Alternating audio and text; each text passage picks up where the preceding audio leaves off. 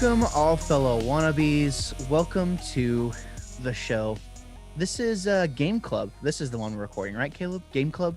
Yeah, right. Yeah, that's what we're I talking think about so. today. Sometimes I don't know what we're talking about, but we'll figure it out. I'm the same way. Like every time I show up to do this thing, I'm like, now which one? It just all kind of runs together. As you know, ladies and gentlemen, this is Game Club from Wannabe Critic Productions, and this is the exclusive gaming feed for Wannabe Critic Productions, gaming review feed, should I say? Gaming reviews, interviews, with developers and things like that. We're always trying to kind of make it a bigger thing, but it's mostly just reviews. Is what this feed is dedicated to. I'm one of your hosts, Gabriel Fast, and joining me on this particular episode is one Caleb Henley himself, a fellow wannabe, by the way. Caleb, how you feeling, bro? Dude, I'm good. I'm excited to be talking about this game, but it's going to be a good time.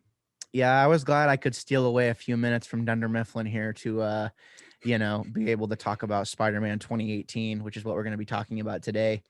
Yeah, we've been talking about doing this one for a long time, like even since last year. And it's kind of one of those things that feels like games that came out 2 or 3 years ago. I still consider them like new, you know what I mean? And I know that's the wrong thing to do, but like to me in my mind it's like, oh no, these are still relevant, these are still new, even though there's a new Spider-Man game out now, which we know is Miles Morales.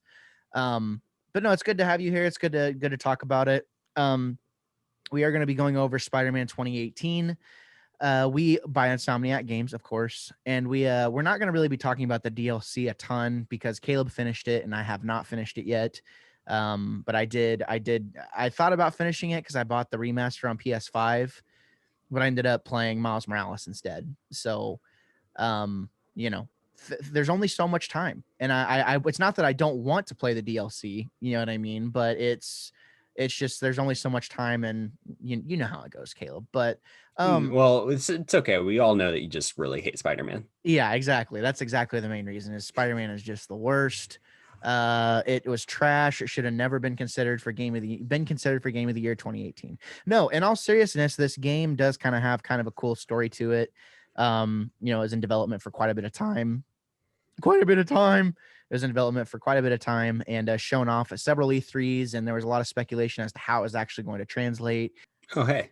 There I am. We're back now. I hate stupid internet, always ruin things. Caleb, how are you doing though? I'm doing good. Yeah, nothing too crazy. I'm in the middle of a snowstorm right now, or as they call them up here, a nor'easter. So that's fun. But yeah, it's been good. My awesome brother-in-law recently got me a Switch as an anniversary present. And that's been a lot of fun. Been playing. I actually started Breath of the Wild, which has been fun. It's a kind of a different game, but I've been liking it, and yeah, it's just fun to have that and playing that, enjoying that. But yeah, everything's good. Nice. That's awesome. Yeah, the only brother-in-law on your the other side. Not your wife's brother, like not your wife's brothers, but your sister's brother. That's like the ultimate Yes. brother-in-law kind of. No, I'm just kidding. Yeah. No, I'm happy. I'm happy you have the Switch. I really am happy you have the Switch because I think you're once you find the game that like clicks with you the most, then it's like, okay, it's always kind of the thing of like, I need to have a Nintendo console so I can play this one title, like, or these few titles, and I think the love of that kind of grows into more titles. And apparently, if your name's Ethan Maestri, you think that Nintendo is going to have a quiet few years and then just going to become like non-existent and stuff like that. So I'm going to did you see that by chance on Twitter, Caleb? Nope. I'm gonna have to send you some stuff. But if he's listening right now, which he probably is, I think he listens to Gameclub. He comes on the show every once in a while. I have to give him a hard time for that. But it is kind of one of those things. Like the Switch is so niche, but that niche is still so big. It still is just a Titan and a Goliath of property. And it is funny. I think a lot of people will buy PlayStations and play a lot of the titles that come out on PlayStation, but I don't think a lot of people that buy Switches play a lot of the titles that come out on Switch, for a few reasons. The biggest one being they never go on sale. They're always super duper expensive. So it feels like you kind of have to pick and choose the ones that you want. But I feel like there's a couple games on Switch that everyone gravitates towards. And I think, you know, it's turned into a portable indie machine at the same time too. So I'm glad you have one, and I can't wait for you to find that one Switch that grabs you. Hopefully it's a game that we can play together. That'd be great. You need to try out Ninjala. Ninjala is free, and I haven't gotten to try it out yet. So there's that. But either way, people aren't here to talk about us freaking talk about you know, the Nintendo Switch, even though it's awesome and it's sold like 80 million units now.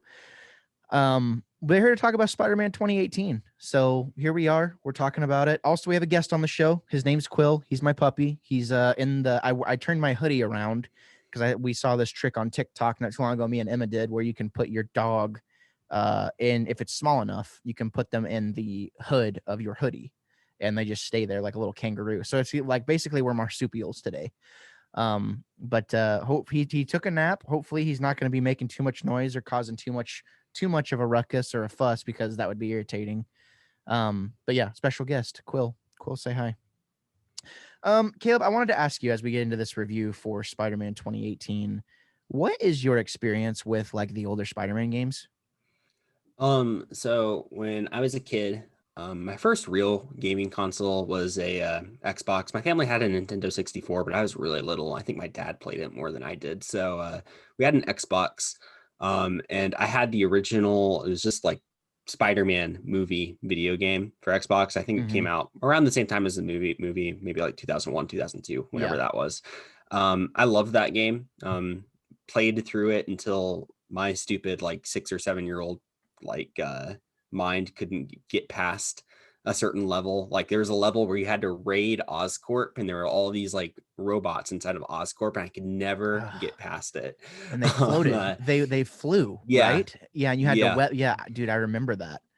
Yeah, I could not get past it, but still, I would go back and I would replay it. I still remember, you know, you had boss fights with the Green Goblin, and I remember the one with Craven the Hunter where you'd fall into a pit of snakes. I love that game. Played that game a ton as a kid.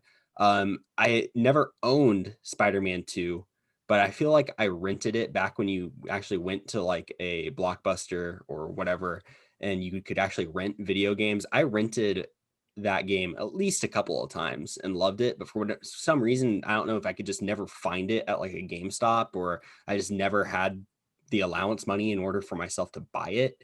I never bought the game, but I played it and rented it several times and loved it, but never bought it. And then past that, I don't think I ever played another Spider-Man game until Spider-Man PS4. Wow. Well, I mean, that's not too crazy, because I had a similar thing where I only played the second one, you know, at friend's house, and then would later finally, like whenever I was like 15, at that point, you know, the PS2 is irrelevant, but I have a PS2, so I'm playing all these games that I missed out on.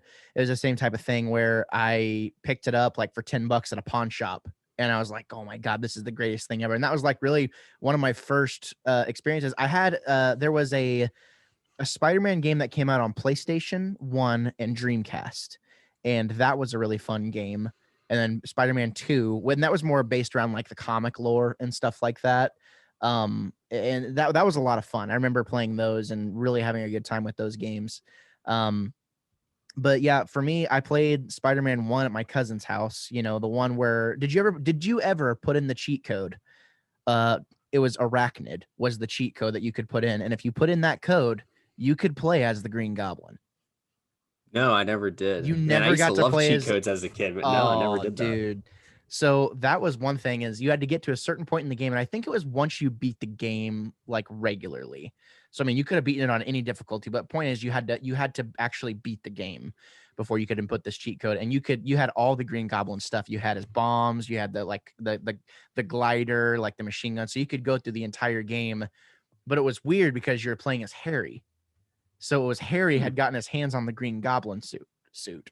So that was always weird. But yeah, I mean, I feel like Spider-Man 2 kind of came along in a time where, you know, you like myself, we weren't allowed to play Grand Theft Auto San Andreas, you know, whenever it came out, because, you know, 6 and 7 year olds probably shouldn't be killing hookers, you know what I mean, and doing all that. Oh, hi there. Okay, let's be real for just 1 second. Nobody ever likes asking for subscribers. No one wants to ask you to click the subscribe button and to click the bell, but this is your obligatory time. If you want to subscribe to the channel, this is just your reminder to do so. I hate doing this stuff. I hate putting this at the beginning of the video, but statistically, it just makes the most sense to say it at this point because I enjoy doing YouTube. I love being a nerd. I love doing what we're doing here at Wannabe Critic Productions. And if you want to be a part of it, make sure you click the subscribe button and click the bell. You'll be notified every single time. Thank you for putting up with this. Let's get on to the content. So it was like the thing of there's not a ton of games out around that time period that are quote unquote kid friendly, right? And here comes Spider-Man 2, and it's awesome and like was taken super duper seriously and like was beloved and scored really well. If I remember correctly, go ahead. Yeah, and specifically open world games, Yes. where you could go around. Because yeah, that's the thing is like those Grand Theft Auto games. I think they have such a legacy because they're open world games and they're these sandboxes where you can go and do anything. But when you're a kid and you're not going to play a violent, game like that, Or you shouldn't. or yeah, and you shouldn't like, your options are limited. Yeah. So it was awesome to have a game where you can just swing around Manhattan and, go out and be a superhero. It's like what every little kid would have wanted to do. Yeah, totally. And I mean, obviously, it was kind of derivative of things that had happened inside the movies, right? And more specifically, Spider-Man 2, the Spider-Man 2 movie. But there was a lot of side stuff too that came out. And then they tried to basically recreate that same formula on the Xbox 360 and PS3 with Spider-Man 3. And they kind of got there, but I think it just didn't quite fit the same way for me. I feel like Spider-Man 2 really kind of hit the nail on the head in a really good way. So we fast forward, years and years later. Of course, there had been like Web of Shadows, which I've heard is a really good game. We had like the futuristic Spider-Man game where like you play as a few different Spider-Men. There was like the Amazing Spider-Man games that had come out, but none of them had really taken off the way that Spider-Man 2018 did. So whenever the news hits a few years ago, like late 2014, late 2015, I believe, that Insomniac, people that are behind the Ratchet and Clank games, are taking on a Spider-Man game. The news kind of really just pops off. It's like, oh my god, this is going to be incredible. Then there was like I don't know if you ever saw the discourse on in the news about the puddle situation, like the E3 demo, the puddles weren't quite as defined in the final product and stuff like that. But it was just stupid stuff. Point is 2018, we basically got, and I think there's a meme that like perfectly sums this up. In Ratatouille, whenever the critic, the food critic tastes the ratatouille, and it takes him back to being a little kid, and it's like, oh, this is just how my mom used to make it, right? That is exactly what Spider-Man 2018 has done. And it is, I mean, we're not the first people to say this, obviously, but it literally feels exactly the same as the version of the game that lives in my head as a 6 or 7 or 8 year old, of like the smoothness and the way it felt whenever I was a kid. That's what I'm seeing in Spider-Man 2018, and that's what it feels like for in Spider-Man 2018. Do you think that's a pretty fair assessment? Yeah, no, I definitely do because yeah, there's a sense of nostalgia to it. But even this game isn't a game that's completely rooted in where its foundation isn't just nostalgia. This game is a good standalone game, and I think that's why it's so popular. But yeah, for us in our age group and what we grew up on, it hits that sweet spot of both being a nostalgic game while also still being a really, really good standalone game by itself. And that's what makes it awesome. Yeah, no, I totally agree. And uh, I think the thing that they're trying to sell us is like, oh, he's been Spider-Man for a while now at this point, right? Like he's kind of getting old, and there's a lot of things that kind of pick up story-wise for Peter Parker in this game. And I was wondering, do you think you could kind of like briefly summarize the story for Spider-Man 2018? Yeah, so you have Peter Parker. He's, I think, supposed to be like 23 at the time of this. He is broken up with Mary Jane. So they're not in a relationship right now, but he's put most of the Sinister Six into I can't remember what Rikers or Yeah. whatever it is, or Rikers Island. the raft. Yeah, the raft. So they're all imprisoned. So he's had all of these battles and everything. He's working as an assistant to Otto Octavius, who is, you know, in the middle of trying to develop this amazing technology to try to help people who, you know, are missing limbs. So he's helping Doc Ock with that, but he's also involved in taking down Wilson Fisk, who is wow. And now Kingpin. yeah, Kingpin, duh. So that's kind of your opener, which is a really cool set piece of going in and taking down Kingpin. But you also are seeing that he has all of these contacts because he's been doing it for a while. You know, whether it's Yuri, his police officer friend, or, you know, you do eventually kind of mend things with Mary Jane. You have Aunt May, who's in the middle of, you know, helping people at the homeless shelter, all that different stuff. But then he's kind of noticing there's this group of people that start terrorizing the city. And when they take down Wilson Fisk, there becomes a power vacuum in New York City for crime and villainy and all of that stuff. And there's this group that kind of is coming in and trying to take everything from Fisk. And they're called the demons, and they're led by this mysterious guy, and they have this mysterious powers, and they're wearing these creepy masks. And they basically, you're trying to figure out, what are these people, who are they being run by, and what is their ultimate plan. And then you kind of go down that storyline, and that takes you through basically the whole game. Yeah, that's a really good summary. And it's kind of crazy. They really masterfully wove multiple narratives together. Like, your main narrative really is, you know, the demon gang, right? Yeah. But there's other gangs you have to take out too, but they're kind of like the big baddies of the whole thing. And I feel like in a lot of ways, they executed a lot of these stories really, really well. I felt like the Otto story kind of suffered a little bit because that ends up being like the last thing you do in the game is kind of deal with him. And it kind of goes hand in hand with my few complaints that I have about this game. And really what I think kind of may have held it back even from being in the conversation for really being in the serious conversation for game of the year in 2018, because as we know, 2018 God of War took it. You know, there was a lot of speculation as like, oh, you know, Assassin's Creed Odyssey could have won it.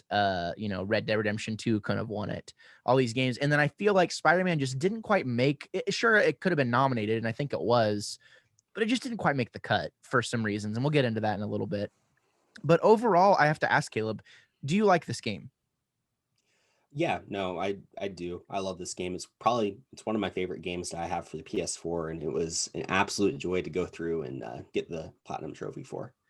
So we talk about like these system sellers, right? Like, I think me and you have had this conversation before. Like, if you want to play Horizon Zero Dawn, nobody's going to make fun of you if you buy a PlayStation just to play that series. I feel like a Spider-Man and Horizon are a 1-2 punch. If you want to buy a PlayStation, because I think about, you know, what should a system seller be? I think it should be accessible and like should be games that pretty much anyone can play. Like, you know, anyone can pick up and play. And obviously, in this day and age, it's going to be hard for you to find a game with no violence, you know, or no swearing or whatever. It's a relative sense of, you know, family friendly, quote unquote. And I think in a lot of ways, like for the PS3, I feel like in a lot of ways it was Uncharted too. Like, if you wanted to go buy just a good action game, like, you know, I remember hearing stories about people playing this like with their, you know, it's like a father-son type game, and like, oh, I played that with my kid and all this stuff. Like, I'm glad I bought it because it was like a good game to buy for that system. I feel like that's exactly what we have here with Spider-Man 2018. And I think it might even be a better candidate than Horizon, because it's the same story. Like, you can't get that game anywhere else. You can only get it on PlayStation. Horizon kind of sells a different experience, but I would argue that that experience isn't quite for everybody. It's challenging, it's hard, but I never once did I feel like I was being annoyed or I was being I was being challenged too much by Spider-Man 2018 so far, at least. And I think I played on normal the first time. It's just a solid all around, you know, good game, but it does lack in a lot of ways. And as much as I love the game, there are some things that I'm not crazy about. And we'll get into that in a little bit. But Caleb, I wanted to ask you, what were like your favorite moments of this game? Ooh. Favorite moments.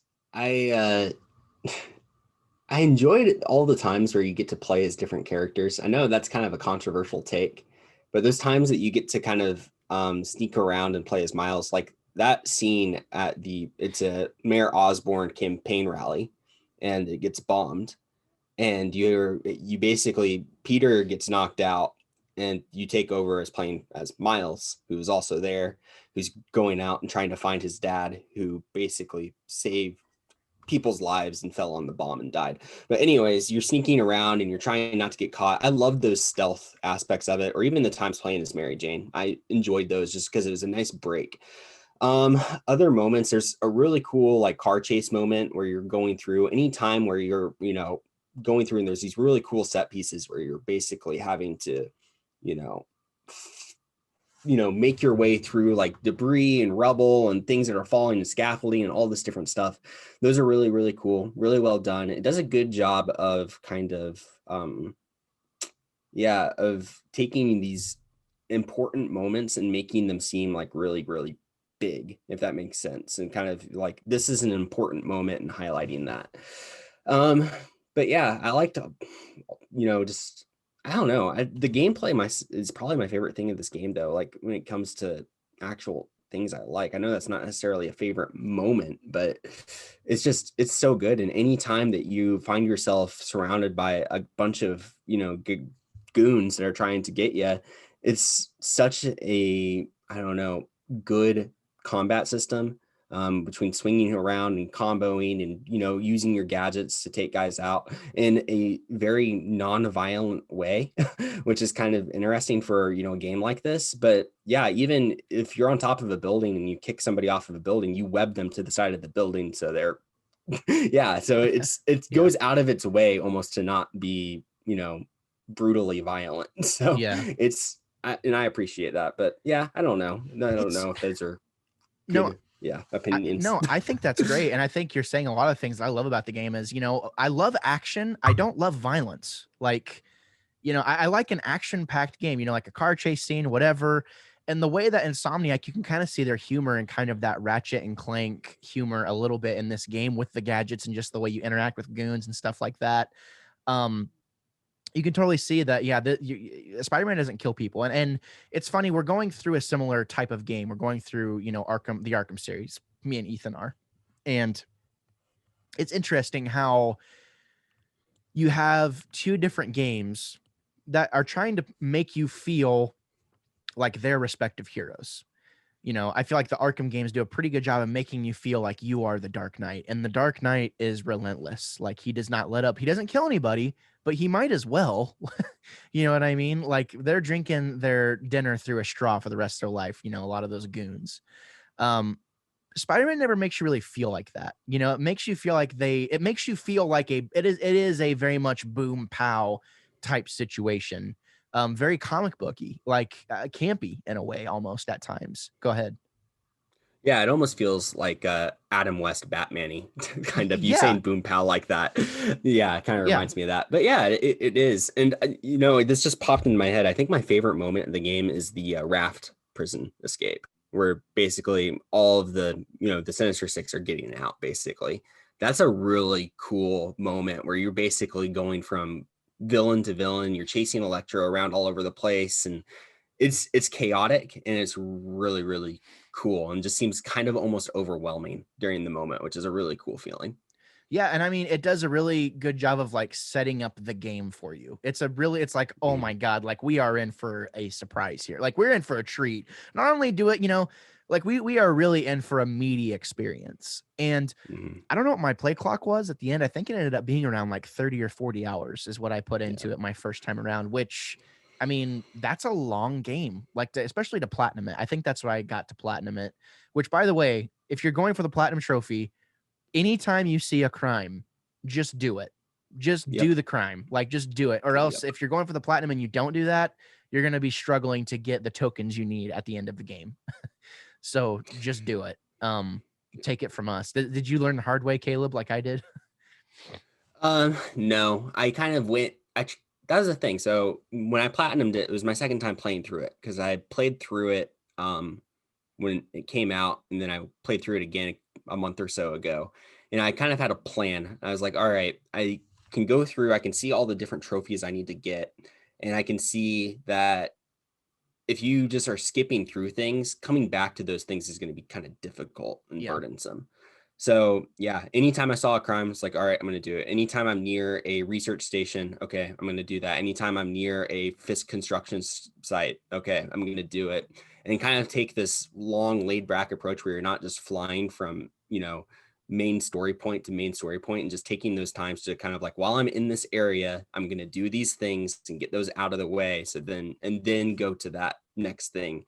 And that helped a lot, because it didn't make it feel as burdensome. And then you're enjoying all of those various aspects of the game, I think, in the way that they wanted you to enjoy them, because Yeah. it's not going to be enjoyable when you finish the game and then you have to go around and do all of these other little things, all these other cool mechanics that are cool in their own right in the game, but then it's just going to feel like a burden at the end. So I would tell you, if you've never played this game before, or if you're playing it to want to platinum it, take your time with it and do all of those little side quests while you're there. Like, if you're near a research station, don't pass it by, just do it. And you're Yeah. probably going to enjoy the game a lot more for it. Yeah, I agree with that. Like I took it kind of like zone by zone. So like Yep. whenever I would just say, okay, like to kind of mix things up a little bit, I'd go, from research facility to like a hideout, or, like go from zone to zone. That way I knew I didn't really have to come back to that area again. And there's no better feeling than whenever you do everything in the game, and then whenever you beat the game, the platinum trophy pops. That didn't happen with me for this game, but you could very easily do that. Which is a, which is a cool feeling whenever that happens. And I would say Horizon, and I think this is a weird thing to say, I think Spider-Man is the better platinum, just fun wise, just because it's a smaller world. It's easier to traverse, you can get around faster. And if there's someone that like wants to feel the feeling of getting a platinum trophy for the first time, I feel like this is the perfect game to do it. It's just a lot of fun. um I'm kind of opposite of you though. There were things that I really loved about this game. The combat's awesome, we kind of touched on that already. The dialogue, the voice acting is awesome, like how there can be two separate occasions, like where Yuri Lowenthal, the guy who voices Spider-Man, he'll be swinging through, and like let's say he's taking a call from Mary Jane or whoever it is, and he like kind of sounds stressed as he's swinging through the city, but if he's not swinging, he totally sounds normal. So just like kind of like taking kind of having that level of detail there, um really adds to the experience for me. But I'm kind of opposite of you, man. I did not like playing as Mary Jane. Like the Miles scene was cool because it was pivotal to the story, Yeah. but playing as Mary Jane was kind of, I understand, like it was cool for the story. I wish I could have, I feel like it would have been cooler to be Spider-Man and have to sneak around, than and I think that was one of the main complaints a lot of people had, was like, this would have been way cooler if we had to like not be seen as Spider-Man rather than Mary Jane. But you do kind of have that sense of vulnerability because you're playing as a girl. But it is kind of interesting how everything I struggled with in this game, they totally fix in Miles Morales. Um, which will be interesting whenever you get to it. I wanted to ask you, and I didn't have any like a favorite specific moment myself. I enjoyed the entire thing for what it was, but I think the combat, just knowing that I was going to have a good time no matter what I went to go do, whether it was a research facility. I wasn't crazy about the challenges inside the lab. You know what I mean? Otto's lab. That wasn't my favorite thing to do, but Oh, the little puzzles. yeah, the puzzles and stuff like that was Yeah. fine. I'm not a huge puzzle guy, but yeah, I didn't. I enjoyed most of the game, and I can't think of any specific moments. Obviously, there's some big plot, there's some big plot things. They really set up Miles' story in this first game and continue that in Miles Morales, which I'm sure we'll get to eventually. Obviously, a big spoiler. If you haven't played Spider-Man 2018, now's your chance to like avoid all spoilers because it's gonna be spoiler heavy from here on out.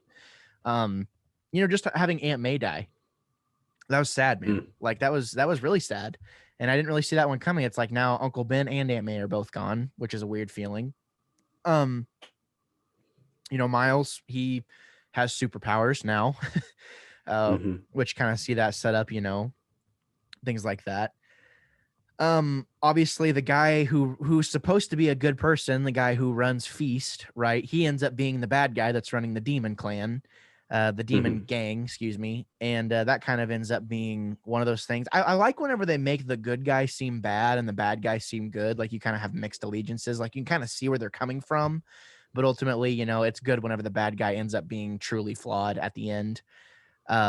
But I think those are probably the biggest spoilers. Except at the very end, whenever that last cutscene, whenever Norman Osborn goes into his little cellar there, and Harry has been, kept inside of a Bacta tank, basically, for lack of a better word. And it looks like it's been experimenting with Venom.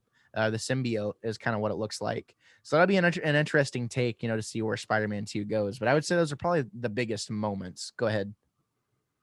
Yeah, I would say too, one thing I appreciate about this game is what it does with its villains, because really you have two main villains here, and they kind of almost take opposite character paths. Because you have Martin Lee, and if you're not, below the age of 8 years old, I think you can figure out pretty quickly that he's the bad guy behind the demons.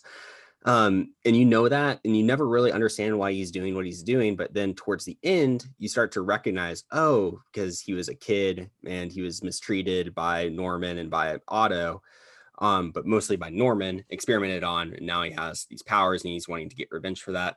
It makes it a little bit more understandable and relatable, right? Yeah.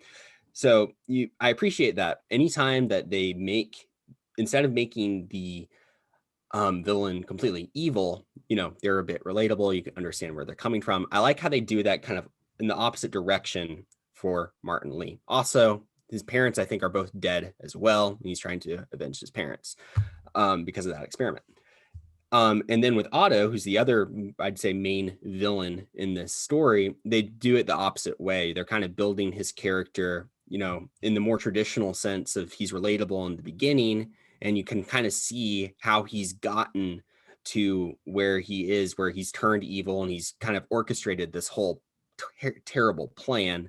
And I love that reveal where you basically go into Otto's secondary lair, and he's broken all of the guys out of Raft, and he's promised them all these different things to like help them, and gotten all this technology for them, for Scorpion, Electro, and Rhino, and whoever the other one is that I can't Vulture. remember. Vulture. Yep, Vulture.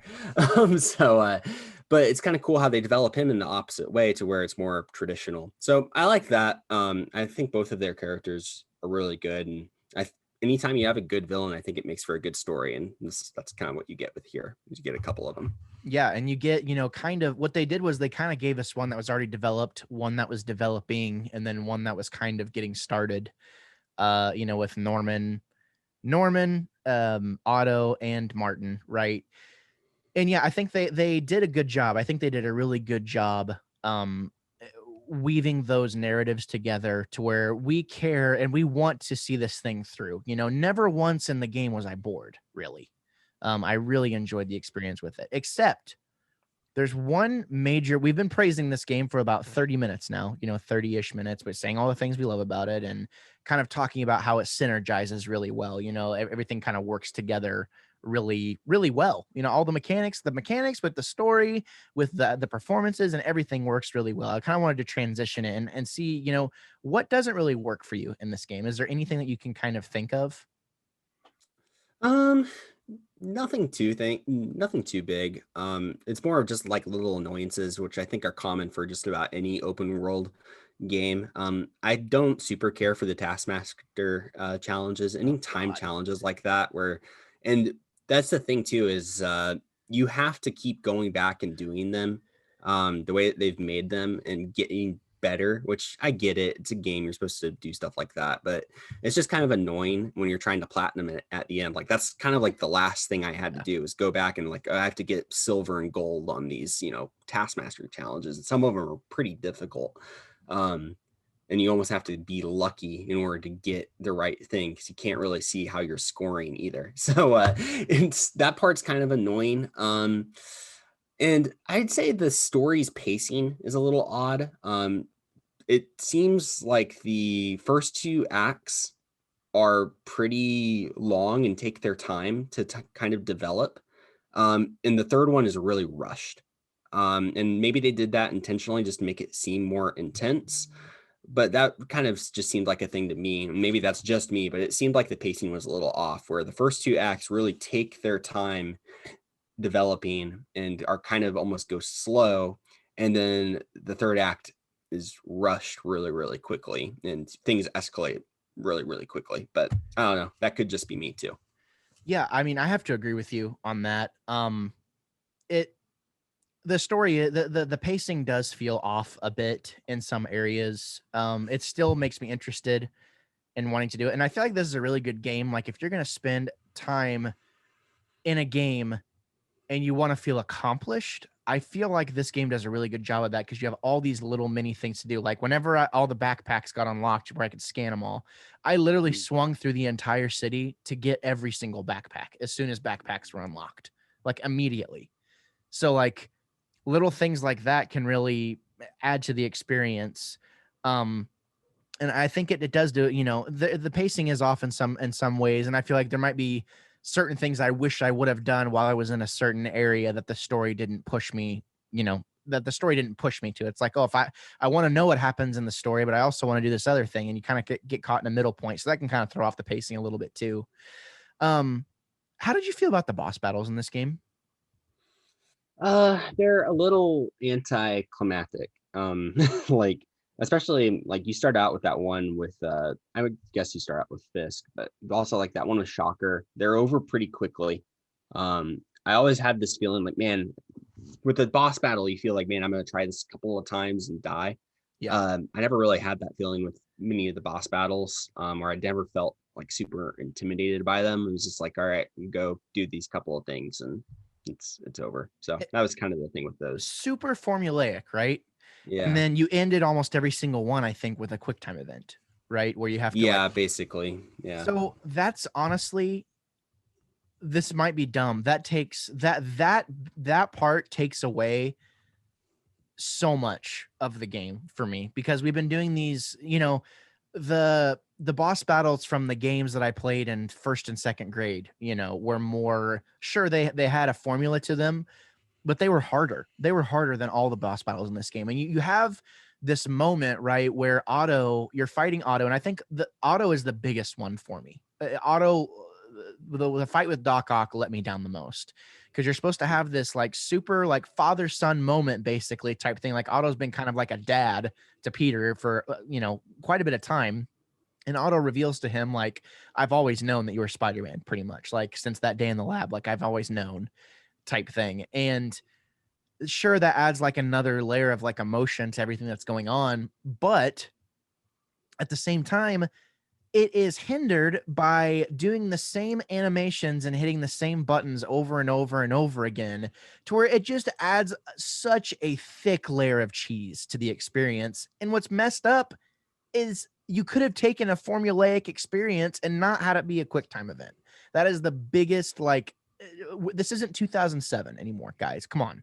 And I don't know. I don't know the reasoning why they did that. Maybe they did it intentionally because of nostalgia, I guess, but no one wants to do that.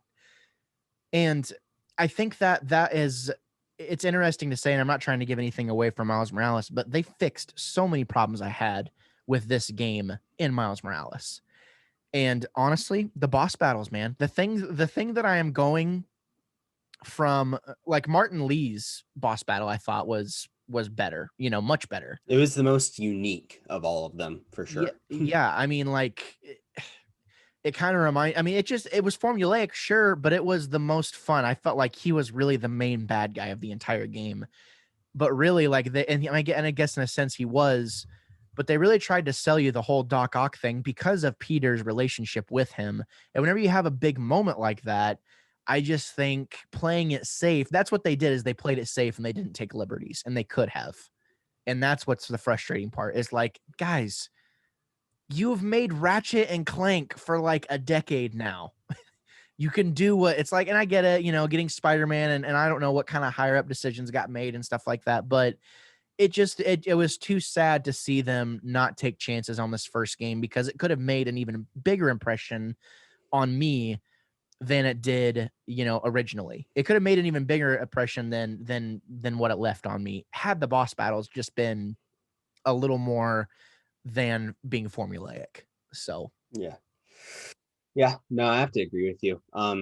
Like I said, they're less than 50% because I'd say Martin Lee's is pretty unique. And so is like the any time with Scorpion where you're kind of like you're poisoned, like yeah, that whole sequence where you're poisoned and you're running around the city and you can't like touch the ground and you're all like of that stuff. That hallucinating that part was basically. Yeah. yeah, you're hallucinating. Those are really cool to speak for how unique they are, but like everyone else is just so yeah, just kind of formulaic, normal, nothing too special about it at all. Yeah, Just and yeah. and I think for me that's the biggest disappointment is just you have potential, you have like legendary characters that you can have boss battles with in this game, and they're just not good. The best boss battle in the game is one that no one knows anything about. Yeah. And it's like, okay, all right, whatever. Like I understand, like I said, I understand playing it safe, but you didn't have to. Like, so I'll be interested to see where they take it, especially after playing Miles. I'll be interested to see where they take it in the second game. Do you have something else? Yeah, I do think it's interesting too, and it'll be interesting to see where they take it. They could go with various ways in the next one if we're getting a symbiote or if we're gonna eventually get a Green Goblin. Um, but it seems like all of the bad guys too, they're just these normal guys that are in suits. Like basically like Iron Man type suits, and each one does their own little unique thing, but there's nothing really special about that person. I mean, you have Rhino, who's just this ginormous guy, but still he's in a suit, and so is everyone else. And I kind of almost wish that we hopefully will get something different if you get something where Green Goblin, where it's like yeah, his body's been kind of like taken over because he's been poisoned or whatever. It is something a little different. Or if we're getting a Venom or Carnage or something like that, that'd be cool to see something a little bit just different and not just another guy in a suit. Yeah, no, I love that. And it's interesting how there is a huge upside to playing it safe though.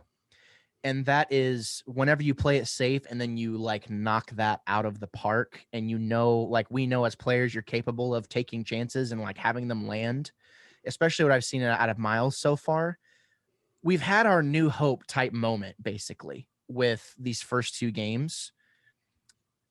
It's going to be super interesting to see where the second game goes and what kind of like Empire Strikes Back moment we're going to have in that second game, because they've set us up like everything's so triumphant and like victorious, and yeah, like the good guys won, to now, okay, how are we going to make them hurt? You know what I mean? How are we going to make these players feel, oppositely of what they felt already? And I think they're definitely. I have a feeling that that's kind of what they're going to be going for in this second game, especially tackling the dynamic from Harry and just the symbiote. If you do any research on where the symbiote comes from and what it is a super dark storyline, actually, and a really, really cool character.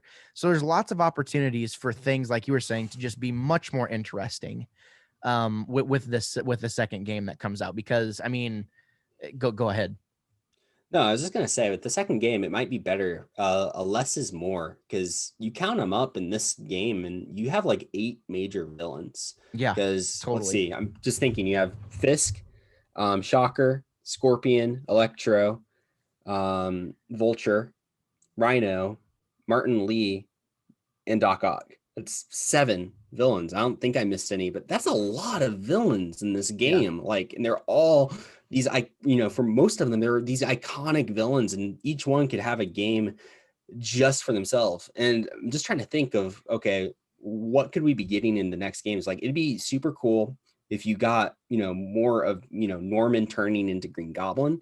That'd Yeah. be a cool setup.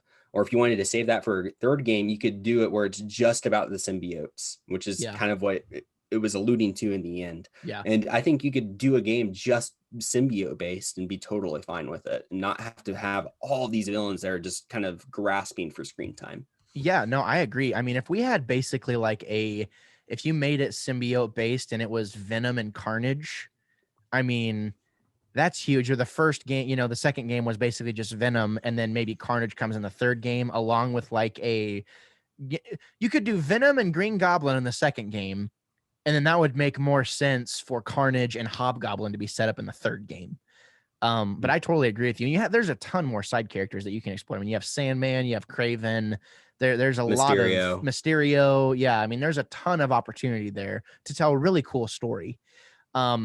But no, I totally agree with you. And you know, basically the biggest outcry, I love the suits. I love how they give you so many different suits to play with and like swing around, and how the abilities, like you have your gadgets that do different things with your abilities, and like you have basically like your ultimate power that is special with each suit, but you can change that ultimate power once you unlock that suit. And it's just a lot of customization, a lot of freedom as a player.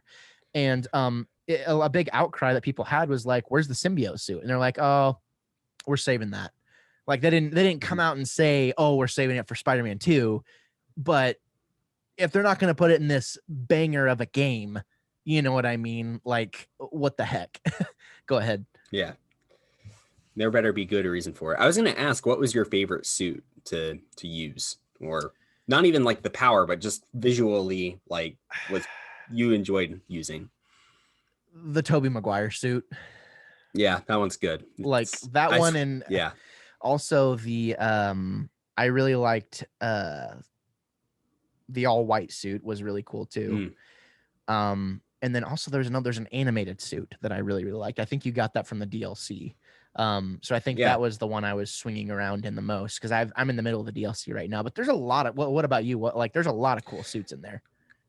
I really like the one where he's just bare chested and like no, I'm kidding. I was gonna say he's in his underwear, dude. Yeah, no, I'm kidding. I would go back and forth between the Tobey Maguire one, and most of the time it was the Scarlet Spider. I really love that suit. Yeah, that's a really cool suit. Yeah. I just love, you can tell that their team, they love Spider-Man.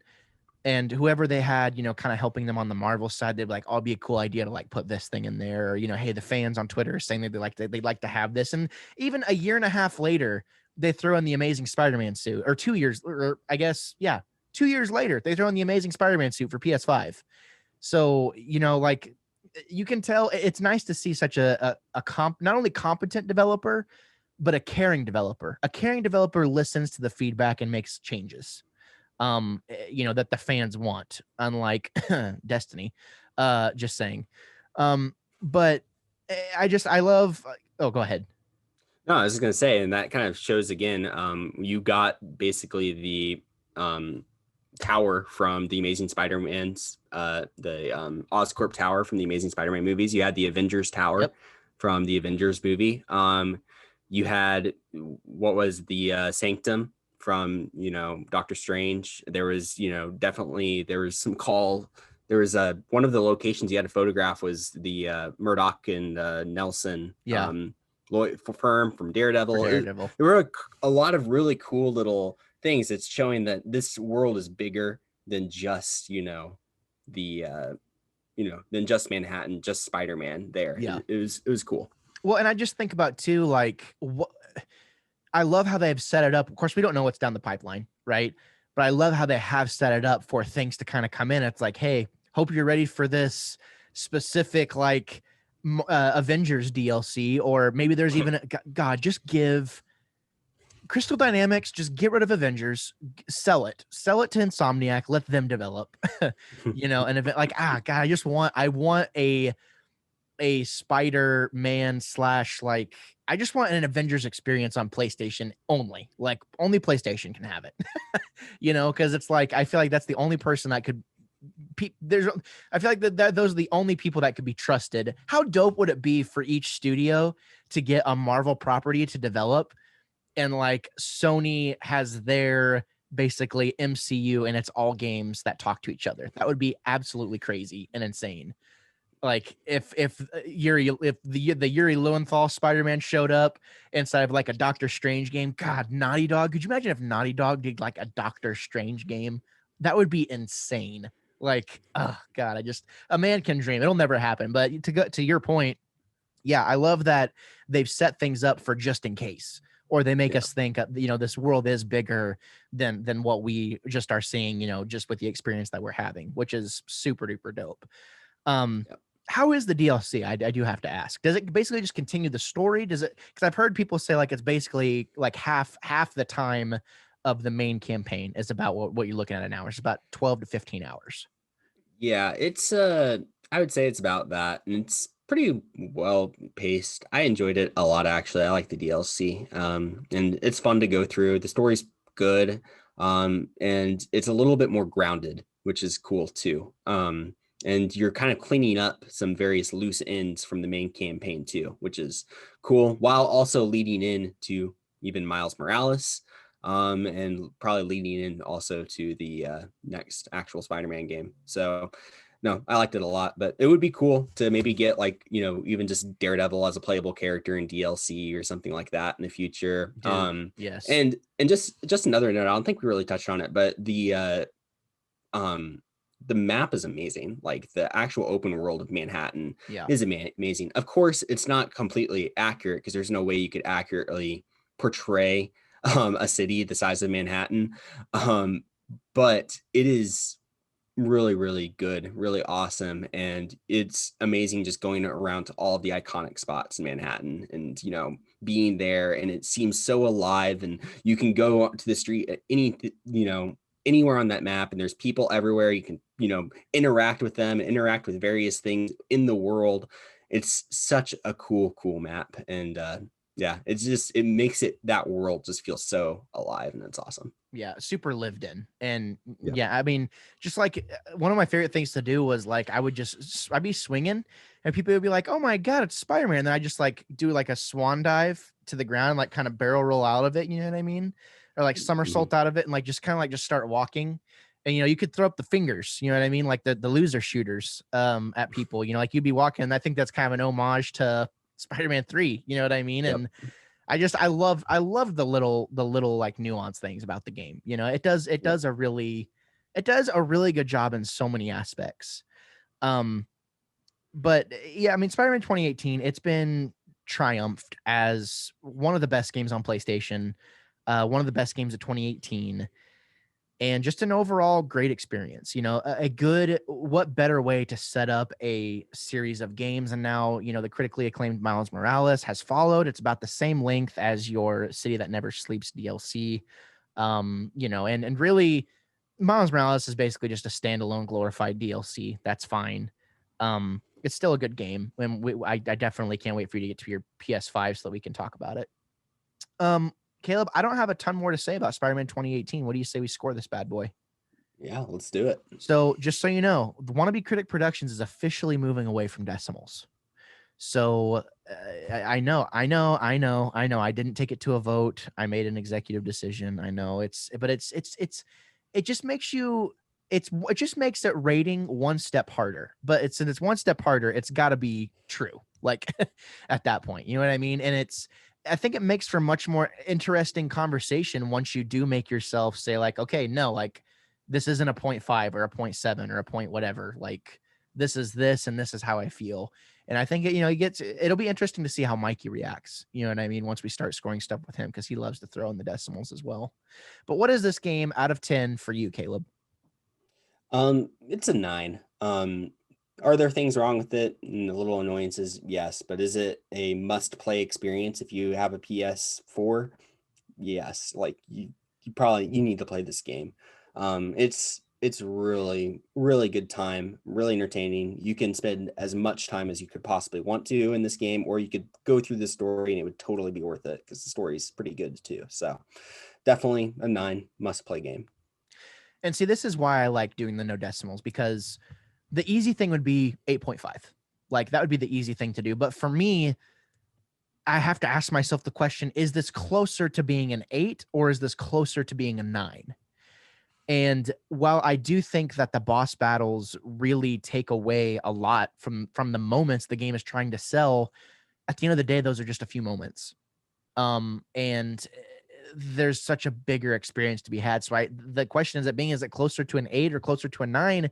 For me, it's closer to a 9. So I got to go with you, Caleb. I think that this is a 9 out of 10 experience in so many ways. And I basically agree with everything that you just said. Like you got, if you have a PlayStation, you haven't played Spider-Man, like, what are you doing? Like, quit listening to this review and go play it right now.